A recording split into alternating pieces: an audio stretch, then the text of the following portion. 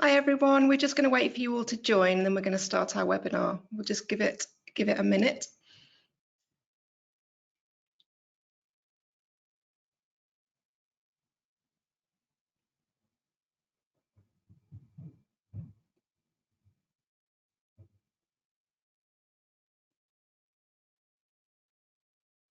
Numbers creeping up. I think we're almost stabilised. So thank you to everyone for joining us. It's really good to have you here today. So in this webinar, we're going to be looking at tree establishment strategies and the differences essentially between UK and US approaches. So our speakers, John from Treeconomics and Josh from Davey, will be sharing some case studies from both the UK and the US. And this is our most well-subscribed webinar of all time, so it must be a really hot topic. So I'm really hoping you'll all enjoy it. And we're going to get our speakers to introduce themselves in a minute, but I just want to do a bit of housekeeping first to show you how it all works. So you will have a sidebar somewhere on your screen, which will have I think it's questions tab. And in there, I will be posting links for you to look at during the webinar. And this is where you will put your questions for our Q&A. So Catherine will be hosting our Q&A towards the end. You can enter your questions in there anytime you like, and we'll get to as many as we can. Okay. They don't have to relate to the topic. If you've got any technical problems, you can put those in there as well, and I'll try and get to those. The webinar is being recorded. That's another thing to say, and everyone who attends today will receive a link by email to the recording, so you can share that with your colleagues. So I am going to hand over to the lovely Catherine Nutchins, who's going to introduce the speakers and launch our first poll. Great stuff. Well, it's lovely to have you all here today. Fabulous. This is my first kind of gig working as an associate for Treeconomics, but I'm an urban forester from the north of England in Sheffield. I've done lots of tree planting, so I'm really excited to hear what John and Josh have to say today. But yeah, so Josh, if you want to introduce yourself. Good morning, everybody. That's from the US here or in the Eastern time zones. I'm Josh. I'm with the Davey Resource Group. I've been with Davey for over 23 years now, and really am passionate about the urban forestry side of things, and have really enjoyed watching these tree planting initiatives evolve, and excited to be here. So thanks, guys. John, do you want to say who you are? Okay, right. So I'll say good afternoon, everybody, because I'm actually in Belfast at the moment. So I'm John Rose. I work as an urban forest consultant for Treeconomics, and I've been doing this for the last few years and working with local authorities largely up and down the country. So this is quite a really exciting, rich topic for me. So very pleased to be talking. Brilliant. Well, that's fantastic. What would be really great though is that all the audience that are listening this afternoon, it would be great if we can find out who you are. So I think Nadine's going to put a poll or send a poll over to you. So if you can just let us know who we have here today. Look at that, there it is, like magic. And yeah, just click on one of those so we know who our audience are. So the numbers are trickling in. Coming in. We've got a lot of local authorities. Local authority are definitely in the lead today. We've got some consultants and some others, mysterious others, and a few academics as well. But there are a lot of you. But yeah, really interesting. If anybody would like to put where they're coming from, where they're from in the chat, we will be happy to see that, see who you are and where you're from. That would be lovely. But yeah, I'll shut up now. All right, well, yeah, so that's super exciting to see that, you know, the majority of our participants here are from some local authority, municipality. I think, you know, between the NGOs and the municipalities, that's what this webinar is really aimed at. And we kind of just wanted to just open that up with this statement that's in the medical community right now is that the research has really proven that when it comes to the health outcomes that we have as humans, that where you live is more important than your genetic code. And why I say that is because as we think about where we plant trees and why we're planting trees, it is a matter of life and death for our society, you know. So what we do is very, very important to the health outcomes of our communities, you know. It's also important to recognize that it's not just a tree planting exercise, right? And that there is this kind of multi-faceted approach to how we take care of our urban and community trees. I really like what the city of Oakland, California did here, where they kind of related it to Maslow's hierarchy of needs. And if you notice, the foundation of the urban forest is around ordinances or codes, and then data, and you'll see that their planting program is kind of higher up. So we just wanted to illustrate that where your tree planting program or your strategies or your plans to tie into your program is an important consideration. For today's webinar here, we really kind of have it narrowed down to these three themes, if you will, that we're going to talk about as to why so many people seem to be planting trees or engaged in trees. Of course, there's other reasons that can happen. Passion around the concept that trees are the answer. But really, you know, this idea around climate change, tree equity, which is a really important component to a lot of our efforts these days. And then there's still this idea of communities doing tree planting goals. So those are the three themes that are going to be, that John and I are going to kind of be weaving together here. Of course, there's lots of overlap between them.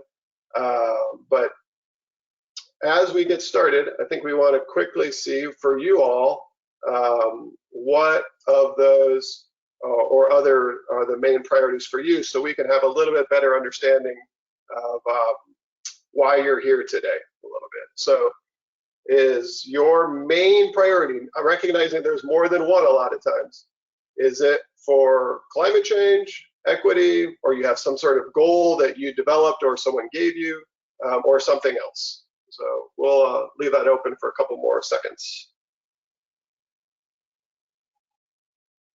All right, so it looks like, wow, that's actually super fascinating to me that it's very much an even split on why everybody's here. Well, hopefully everybody gets a little piece of it then. So thank you.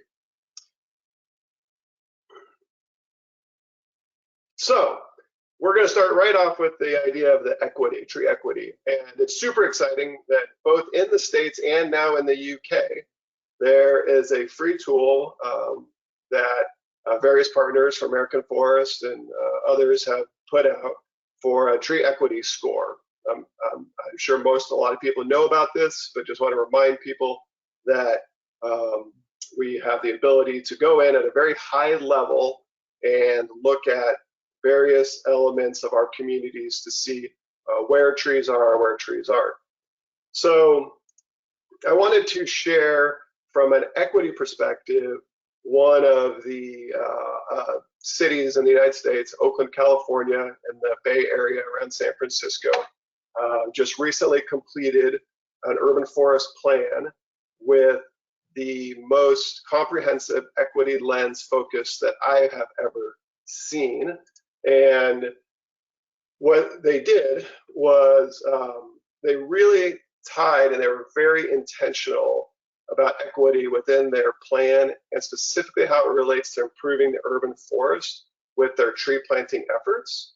And interestingly enough, Oakland also has a 2030, 2040, 2050 vision for having a completely equitable community.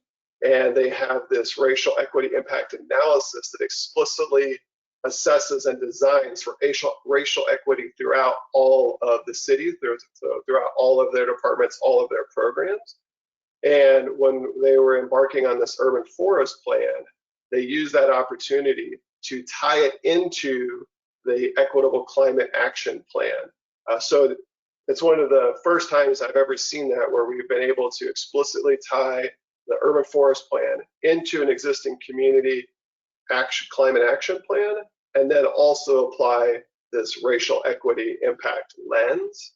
And the idea is that it's a 50-year, the urban forest is a 50-year plan that measures and assesses the current state of the Oakland's trees and resources, and by maintaining and growing them. It also identifies the community's desire for urban forestry from a comprehensive outreach strategy, and it identifies gaps in the current city practices compared to industry standards and what the community desires. And then it finally establishes the goals for a more equitable and healthy urban forest with strategies and concrete action items. So equity really is the consideration of the cornerstone of the entire plan. And here's the kind of the high level of how it really is broken out into the plan. And you know, why is that? And one of the reasons is the historic redlining that we have in the United States. So this isn't something that happened in the UK, but it is a legacy that we have in the US here, where starting in the 1930s to the 1960s, communities went through this process of identifying high-risk areas for home ownership. And unfortunately, that usually went on racial lines. And because of the disparity, you can see here on the current canopy in Oakland on the left side, that's their street tree canopy. And you can see when you overlay the redlining districts, there is really a lack of canopy within the communities of those redlined areas. So the health outcomes, the heat intensity, the air quality, all of that is super exacerbated in those areas with no trees. So as you know, Oakland embarked on their plan, they were very honest about that and set different types of canopy goals for neighborhoods and for the entire communities, and then presented those scenarios to the leadership in the city to understand what the decisions their budgets made on the community. So they presented 3 scenarios. The first one is the most dire, worst one, which is kind of maintaining the current trend that's happening from 2018 to 2023 with their canopy. You can see by 2034, they'd be down to less than 19% canopy. The second scenario there is kind of a no net loss scenario. In order to achieve that, they would need to plant about 6,000 trees a year, and that would maintain their current canopy and would cost about $7 million to implement. And then the third scenario is increasing the canopy, would require about 12,500 trees and would cost about $16 million. So what ends up happening in that is they end up making some recommendations for the city itself to plant 3,000 trees, and then combine that with efforts from public-private partnerships to offset and do the various NGOs or nonprofits planting the remaining. Focus on maintaining what they have as well, and increasing the tree maintenance as activity to preserve more trees. And then educating and outreach to the communities on the importance of the trees. So that's a good example, I think, and the latest, coolest example from the US of how equity is informing a tree planting plan and strategy. I'm going to kind of switch to some the idea of a planting goal that the city of Las Vegas has now, which their mayor has put out this Going Green for Good Health program where they want to plant 60,000 trees by 2050 to help with the heat island effect. So what the city did there is they've had they're really focusing on where are we going to plant trees and how are we going to do that. And they had an old existing inventory that they've known for a while, but they knew they would need to update it. And what what they did was they embarked on a new update of their tree inventory with what we have called the smart tree inventory approach, using ground-based LiDAR and high-resolution imagery to create a digital twin of the community. And then now they have this ability to, with their web-based Treekeeper software, to go in and look at the structure and health of the tree, the urban forest, where they can actually plant trees and maintain them. And then when we look at what that looks like on the top-down approach, is we can actually see with super high resolution from our LiDAR where the tree canopy actually is in the community. So it's a very accurate, real-time, didn't have to wait for satellite imagery or other commercial imagery that may be 1 or 2 years old or even longer. And we have very current real-time. So then we combine that with doing a feature extraction, and we're able to find the plantable areas within the communities.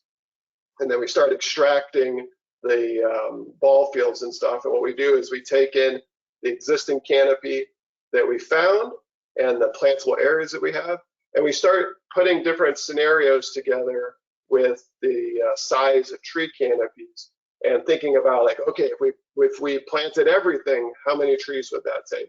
If we did just half of them or whatnot. So now working through that process of prioritizing the size of trees, the location of the trees, and the numbers of trees to improve that urban heat component. So when we look at the ability to measure the ecosystem services within the trees that they're providing, and we have the exact canopy coverage of those urban heat areas, we're able to model the human thermal comfort. So what it actually feels like, not just the pure heat of the community and not just the raw temperature, but that actual heat index and that cooling effect and that evapotranspiration component. So super exciting to have that be moving along. So that's a good example, I think, of how the community is using tree planting goals that the mayor gave them to target that location and prioritization of where to put those trees based off of the most current, accurate baseline number of trees and where they're at. And then they have a plan in 2026 to come back and rescan all of the trees so they can see how the trees are growing, and they can capture the new digital twin of the newly planted trees and look at the performance of the trees and understand where they need to start targeting more watering and monitoring the actual health of the trees. All right, so the final example that I want to show is around the idea of the climate change. And while everybody's being affected by climate change, it seems it's a universal global challenge that we all have. Certain areas of the US are more extreme than others, particularly in the Southwest. So we worked with the city of Tucson, Arizona, and you can see they actually have a whole climate action hub within their community. And within that climate action hub is a specific goal for Tucson's million tree planting campaign, along with other elements of the city for shade and solar and electric vehicles. Trees are right there at the top line goal from the mayor. And this is why. When you forecast the future for the climate in Tucson, that, you know, in the next decades, we're going to have up to a 9 degrees of Fahrenheit increase, so 1 degree Celsius. But more importantly, there's going to be more extreme heat days, and they're going to have more droughts that are going to last longer. So it's critical as we think about terraforming their community. What trees do they plant? Where do they plant them? And how do they keep them alive? And in order for them to do that, they needed to find out, again, just like Vegas did, where their trees were, but they had no idea, no existing inventory, no concept of it. So we actually used a machine learning approach with Google Street View to just do a real fast analysis of where are the existing trees and how many there were. And then we were able to go in with aerial imagery, find the planting sites, and start extracting the locations of available spots. And then we find those, we put them into these polygons, so similar to what we did in Vegas, but we start excluding, we keep it just on the right of way, and we start excluding things like intersections, tree overlap, and we end up placing tree points as available planting sites. So that's then loaded into their web-based software where they're able to see those. And this is an example of, we had arborists then go out and verify the available locations to make sure that underground utilities and grow space and irrigation heads, things like that, were present. So here, as you can see on the top, is the red ones those are purely AI machine learned derived from the combination of Google Satellite and, from Google Street View and from aerial imagery. And then the bottom ones are the green ones, where an arborist has actually gone through that, verified it, assigned a location, size tree to put in that, a vacant, medium, or large, or small, and as well as with the trees, updated species, size, condition. So an approach to not having any clue what they had, getting a real quick top line example of where their trees were, and then sending arborists out to verify and add in the additional information which could inform the planting of those 1 million trees. So now I am going, so that was 3 case studies from the US. I know I've gone quick, but of how communities are using tree planting to deal with tree equity, to deal with climate change, and to deal with community planting goals using a combination of technologies and community engagement and efforts. So now we're gonna flip things over to John here, and he's gonna give a little bit of a UK perspective similarly. So, and while that happens, I think Nadine is gonna launch a quick poll for us.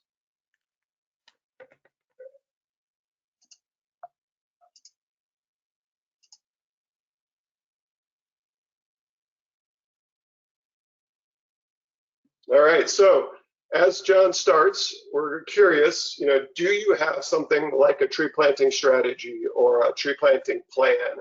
And, kind of where are you potentially in that process? Do you have one? Is it in progress? Don't have one yet, or you don't want one?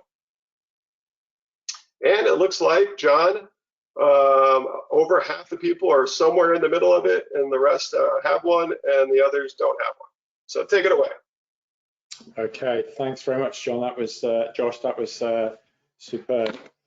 Right, let me just move forward.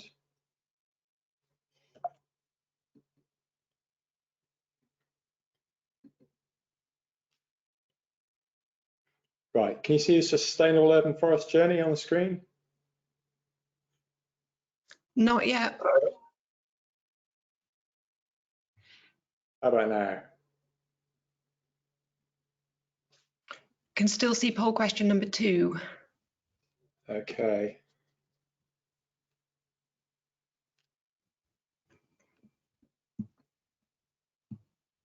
There we go. We can see it now, John. Wonderful. Thank you very much. Right. So this is just this high-level outline of how we see Sustainable Urban Forest Journey, and we're obviously looking at those middle 4 boxes: prioritize, organize, plan, and create.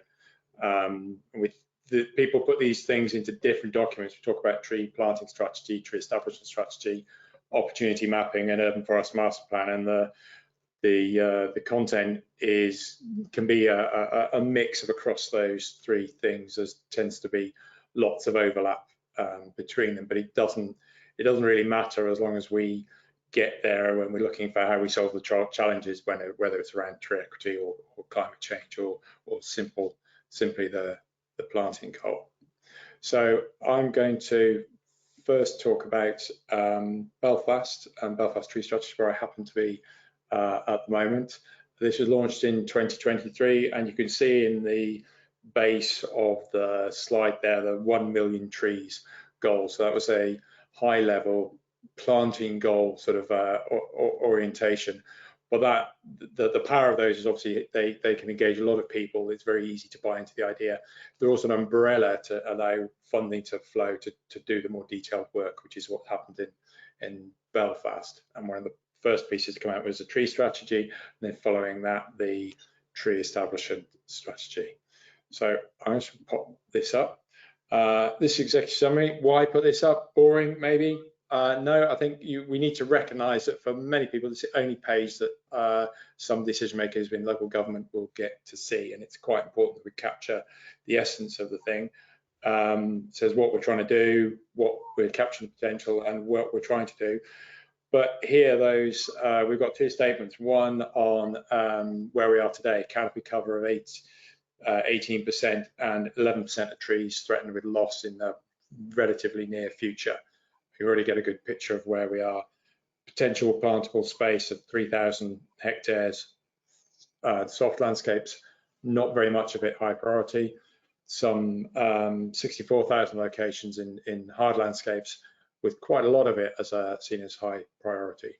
And we got two, and then we look at the big goals. So actually, look, if this is all your understanding, then recognise that the 30% canopy cover by 2050, which is a mix, if you will, if it's taken an equitable approach of 30% across all the wards, is doable as long as we maintain the energy that we had in the Million Trees programme that we brought up until this point in time.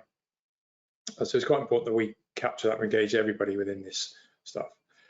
Links to the main strategy, and here it's and you'll find a lot of multiple goals. So tree canopy cover goal, a tree age diversity and species diversity, and those are all about building in resilience to climate change.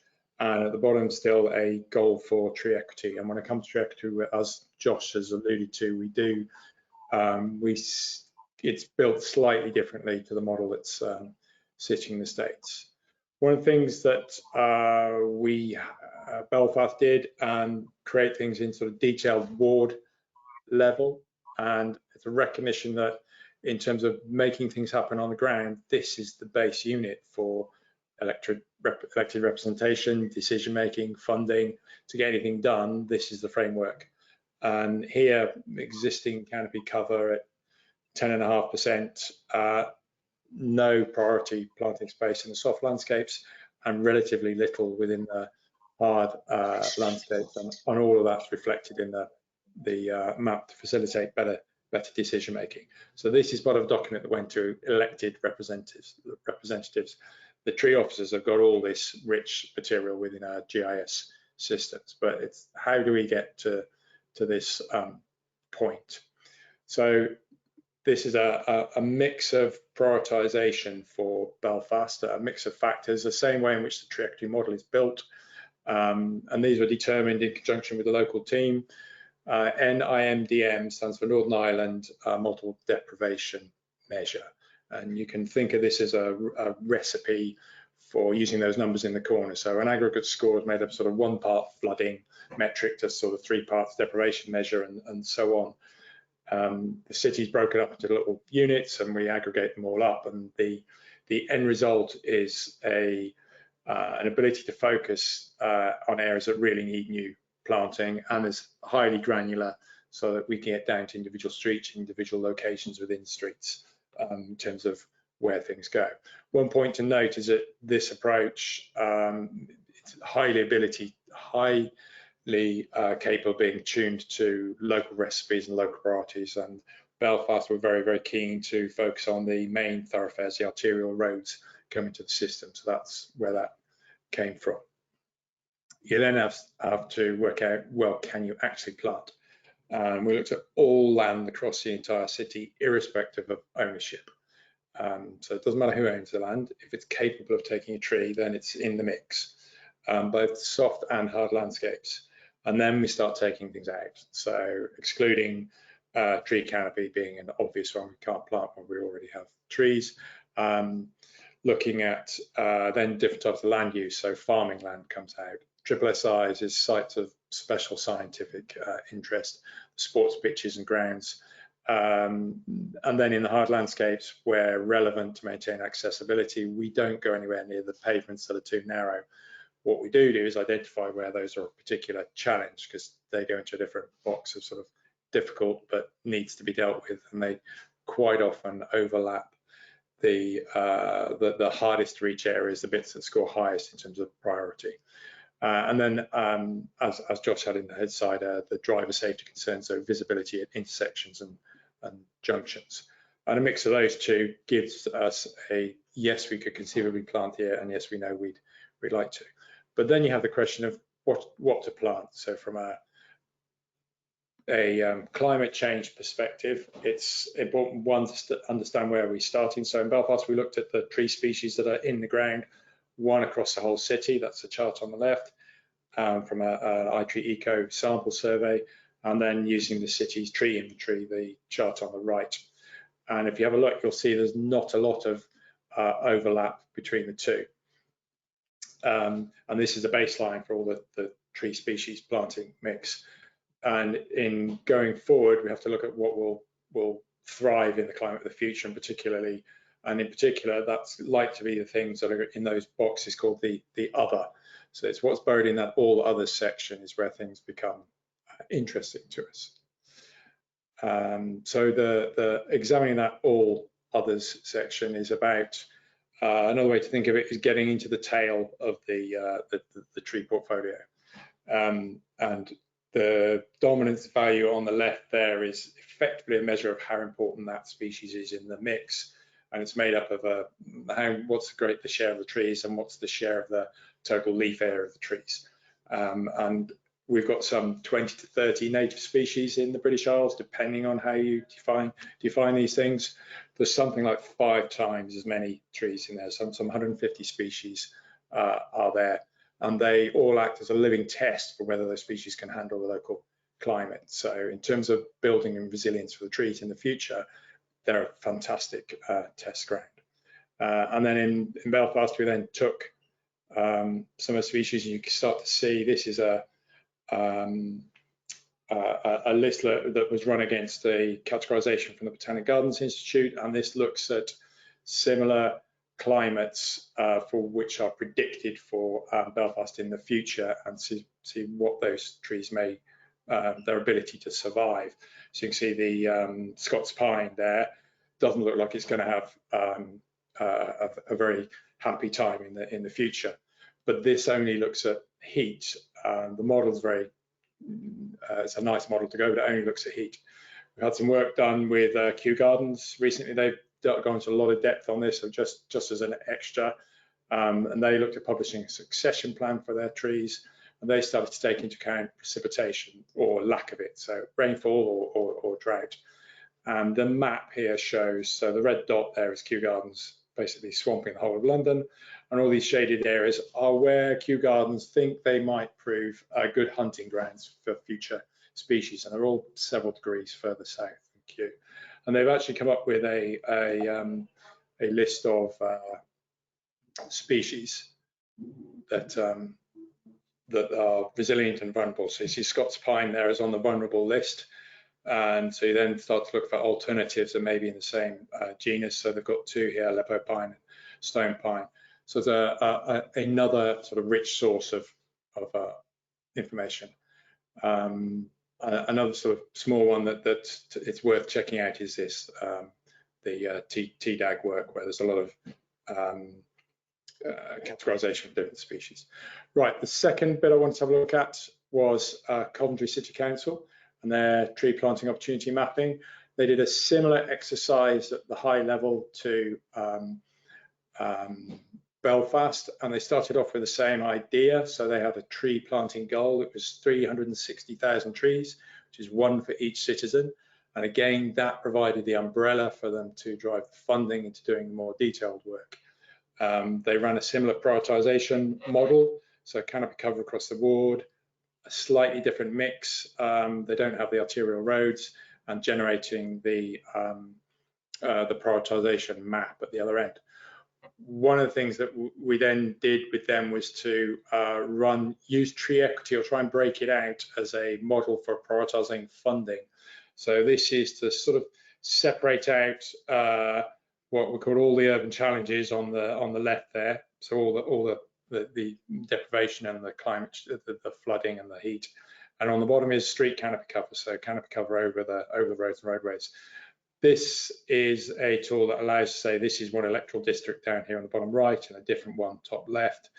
This is where they are able to put disproportionate funding and get the vote through to have support, political support, to say, yeah, we'll accept we're not going to plant in this part of town and we are going to plant in this part of town, because we want to have an unequal distribution of funding to achieve our equal ultimate distribution of trees. And the second bit, just to look at what they've done in Coventry, was looking at one particular angle was flood risk. We're looking at increased flood risk going forward. So they wanted to sort of find locations for sustainable drainage solutions that could take trees in the future. So we mapped the whole of the city. We found the largest locations for 1 in 30 risk of surface flooding. We took the top 10% of those, so almost 600 locations. And then we dived into detail and we worked with the highways department surface flooding sort of experts, and they gave us a set of criteria to work with, from which we then mapped in detail.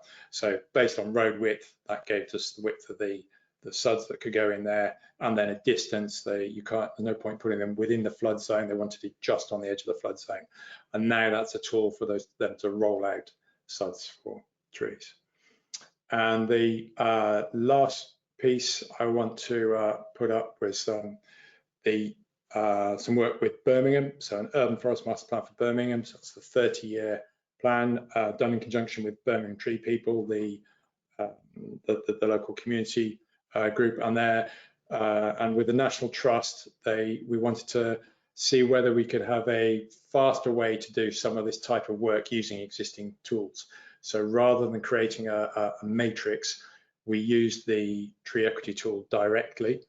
So we had the canopy cover map for 2 wards. So this is Nechells and Allen Rock. So two small electoral districts, and put the tree equity score mapping directly in. So rather than putting a mix of factors, we said, right, let's take the aggregate tree equity score. We then matched that with a land use zoning. So we looked at light industrial, retail and residential, so that we could focus the tree planting on where the people actually live, rather than where they're maybe working or the other parts of town.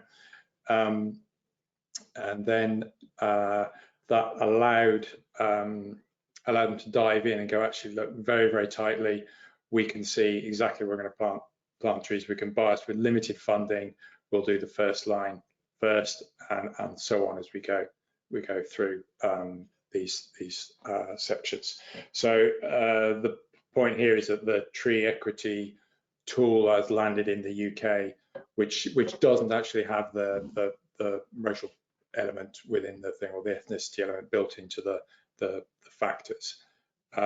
It's more biased towards, I guess, deprivation and climate change as a modelling tool, but it allows a very quick way to get to the prioritisation. And I think I just wanted to add as a final element that we're seeing emerging now, and I know people are starting to work with it, probably more in Europe than we have. That's being tested in a couple of places in the UK, is 330-300 as a analysis tool. And that's the ability to, and there's a couple of tools now available, mapping the extent to which you can see 3 trees, extent to which you can have your canopy cover at a neighbourhood level, and the extent to which a single building or a residence have a 300-metre distance to their nearest park. That again is another tool which is very easy for, like tree equity, it makes it very accessible, and things become open to a much wider audience.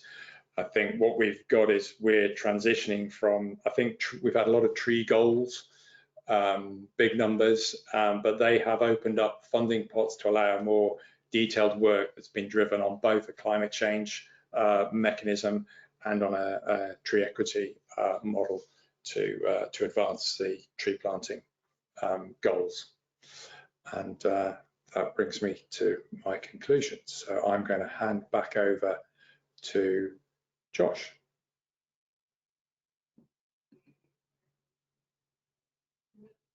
Great, thanks, John. That was really exciting. Let me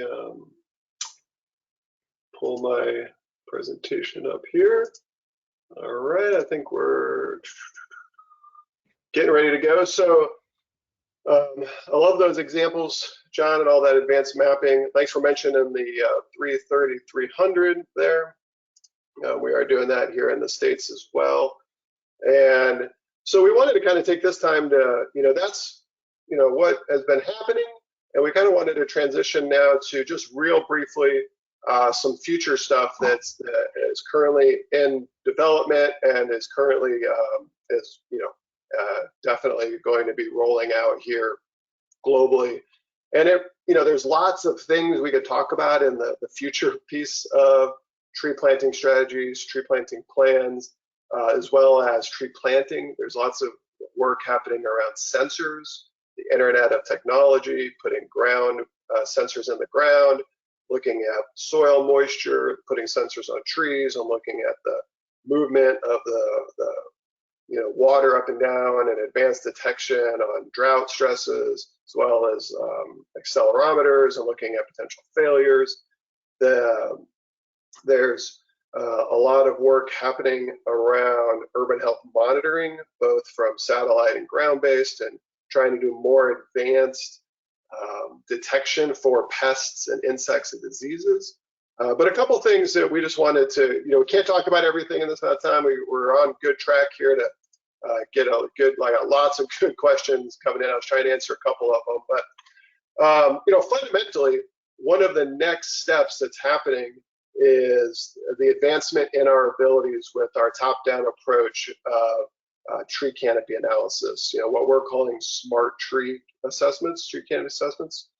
And what I wanted to show here is on the left is what we've been doing for the better part of 15 plus years, using a feature extraction tool, using satellite imagery, aerial imagery, and extracting canopy and where trees are, essentially doing a land cover analysis. That's been happening.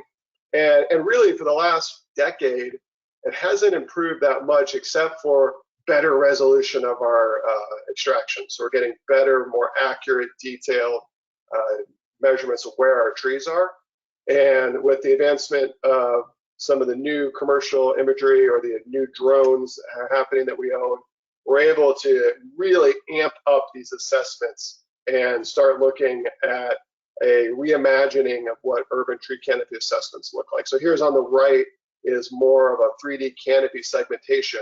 We're actually able to look at tree heights and look at canopy health information and start to understand densities of trees and actual numbers of trees, and looking at which ones are providing those benefits. So this is, you can see the stark difference that's happening there, and something we're really excited about bringing into our management plans, as well as the ability to visualize, anybody to visualize and actually work with the data itself.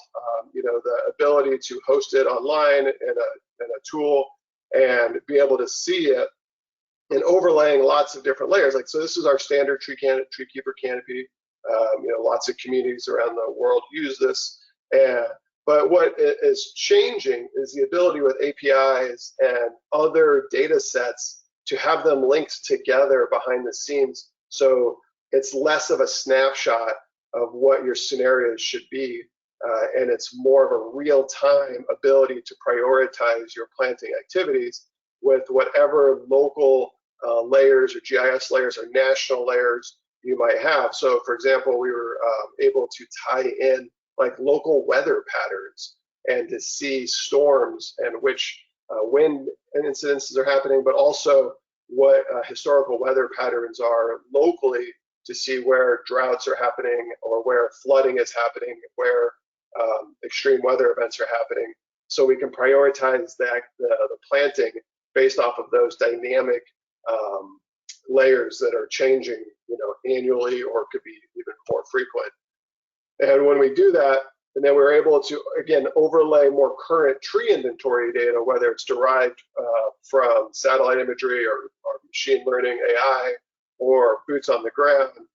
We're able to bring in the inventories of the available planting locations and start to see like, okay, I prioritized based off of this. Now I want to see how many actual vacant spots there are in this location so that I could potentially plant, and then see how many large, medium, or smalls there are, and start putting together work orders or grant applications or bid packages or updates to councils.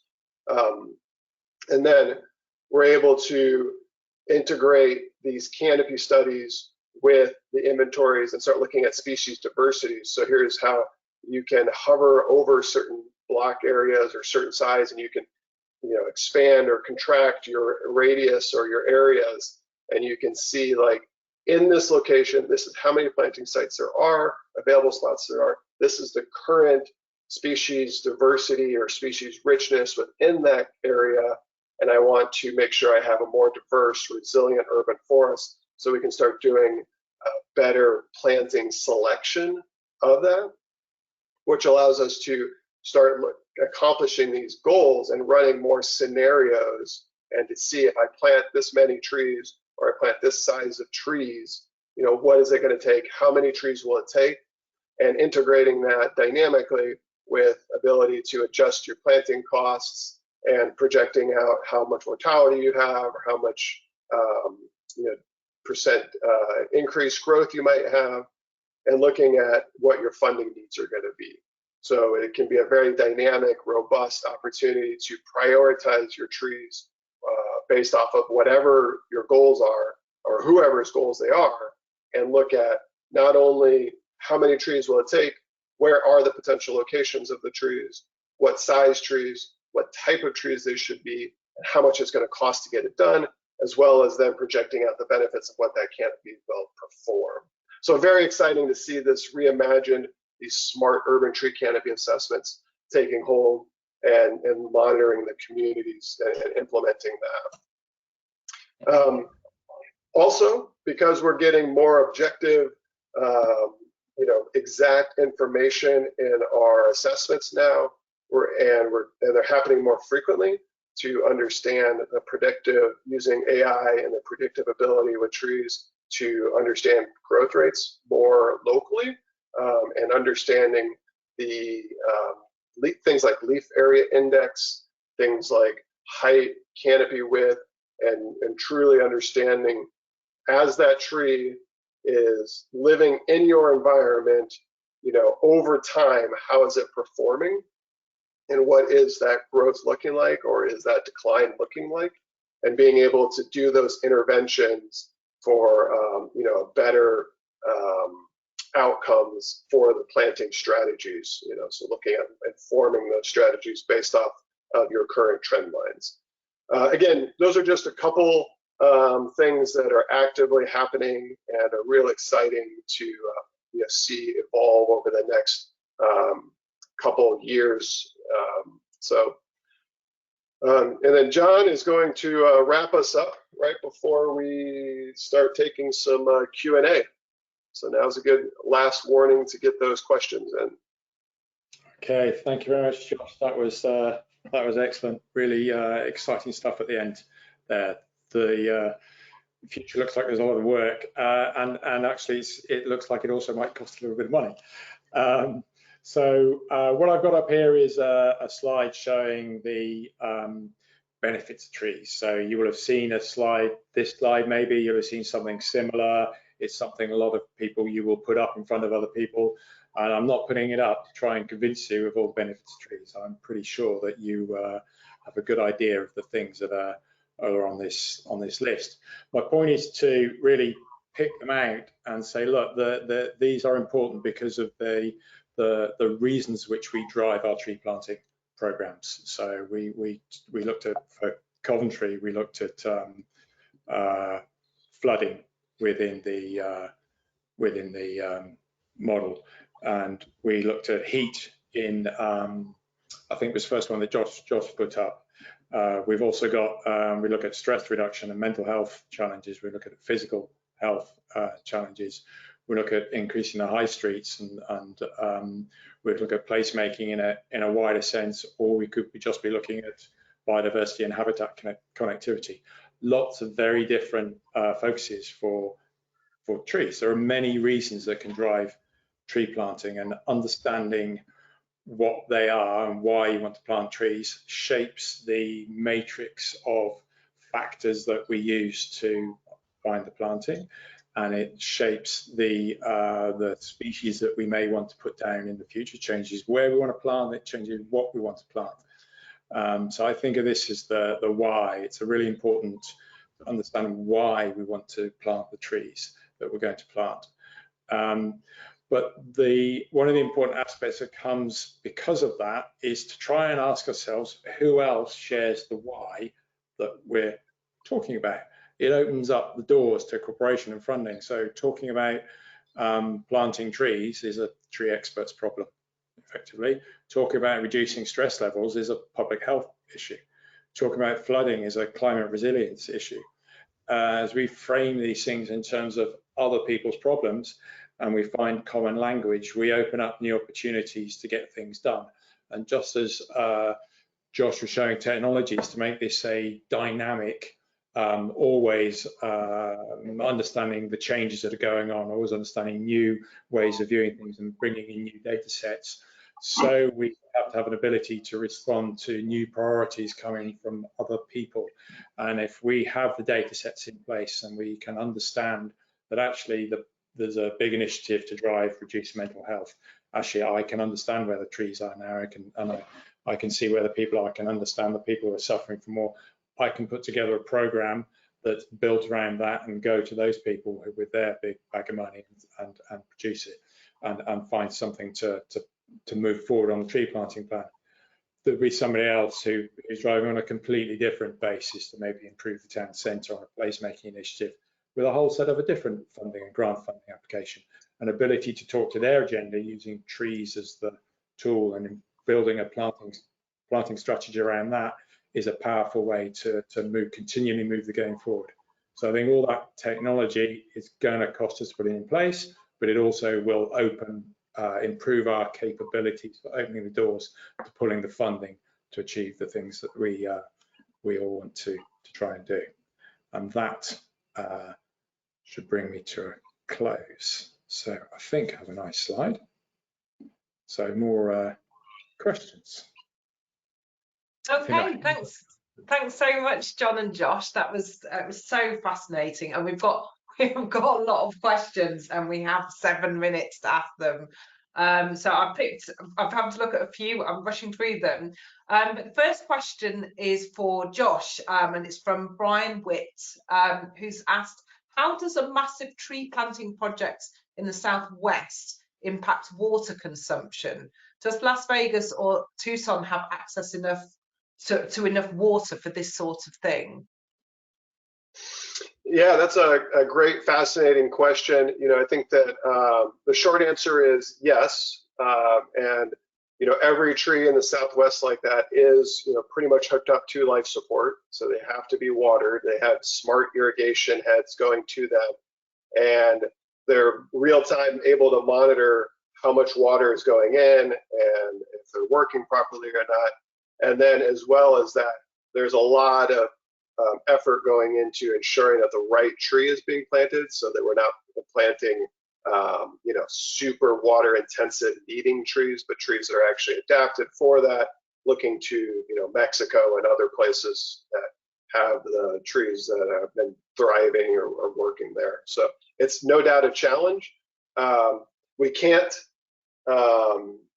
so many people live there though, so in order to reduce the heat and to improve the quality of life and the air quality, we have to plant trees. They recognize that.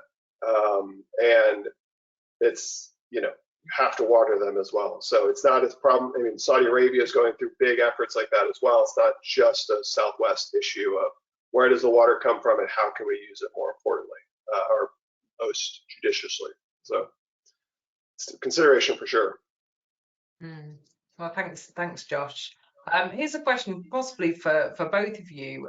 So this is from Nathan Hunt, and he said, you mentioned the 330-300 rule as an accessible tool. Is this a publicly available methodology to map this, and what tech is required? I'll give you a part answer. There are 2 or 3 people capable of providing that stuff at the moment. I know Blue Sky have just launched a model that it is accessible in the UK. There's a Dutch company called Cobra will provide the data, and it is possible. You know, we could provide that stuff as Treeconomics gents of that piece of analysis. So it is available. There's no data set you can just log on and download in the way that you can with Tree Equity yet, because nobody has stumped up the cash to go, we'll make it all available. But the model definitely exists and you can buy the data. What it is important to say is there is no one agreed methodology for that at the moment. So an interpretation of whether I can see 3 trees from a building, I might map it all trees within 50 meters. Someone else might map all trees within 3 meters. My model may not take into account the building in the way somebody else's may. There are little nuances at the moment. I think that will play out as we go forward, and we will solidify around a common approach. But it's a very nice, clean way of thinking, and it appeals to a lot of people. So I quite like it. Yeah, no, it's good. It's we'll watch this space. Right, very quick question here from Jeff Javatsky, who asks, can LiDAR mapping also be used to generate a tree inventory? Yeah, I'll take that. LiDAR alone, you can do a tree inventory with it, but you would not be able to get like species of the tree or some of the other things that might go in, like a condition rating or really a recommended maintenance as much, you know. You would just get the digital twin of the tree, not just, but you get real accurate location of it. Whenever we're doing ground-based LiDAR inventories, we're actually combining it with high-resolution imagery at the same time. So similar to like a Google Street. When you stitch that together, then you're able to get species. You're able to start looking at more of a health and condition ratings. So it's a combination of a fusion models, if you will, to do something like that. So it depends on what you're looking for. If you just want points on a map, or you just want a twin, LiDAR is capable of doing that. Yeah, it's really good. It's a really useful piece of technology. It's yeah, it's very exciting. I'd just like to say so much for asking your questions. I'm so sorry we haven't got the time. I expect Nadine's going to say there's a handy email that you could send your questions to if we haven't got there. It's about, I mean, yeah, there's about 40 questions, so it's a lot to get through. So what I'm going to do now is just thank John and Josh and pass back to Nadine. There you are. If I pass back to you, and you will tell everyone what they want to hear. Yeah, thanks, Catherine. You're right. If you've got a burning question that wasn't answered, or if you're interested in any of the material you've seen today, get in touch. John, would you be able to just share that? Thank you. That's great. Yeah, just get in touch with us. We've got very close links, Davey, Treeconomics and Davey, so either one of us will be able to help you. But before you go, because it's almost 3 o'clock, we've got a couple of workshops that you may be interested in if you are a local authority or a community tree and woodland officer. One of them is in Newcastle on the 30th of January. That's Newcastle, UK. And it's an urban forest and tree and woodland strategy planning workshop. So it's completely free, and we'll take you through how to make strategic plans for your urban forests. According to the flyer, you will leave the day with a full outline plan, links to free resources, and a head full of ideas. So that's in Newcastle, and you can register on the Treeconomics website. So that's treeconomics.co.uk. There's also one in Exeter. This one's on the 6th of February, if you can get to Exeter, and that's in Devon, UK. And if you're a tree and woodland officer again, this one will look at some of the challenges you face when planning tree establishment at scale, and essentially how to maximise value for money when you've got limited funds. yeah, registration's on our website again. So if you can't attend either of those, we'll be having one in Leeds and then one in South Wales, so you can come to a future one. But just to say thank you to Catherine and to John and to Josh. I hope everyone's really enjoyed it. We've had so many questions in, it's been amazing, and we've had so many people attending today. We're just really chuffed. Thanks everyone. Thanks. Thank you.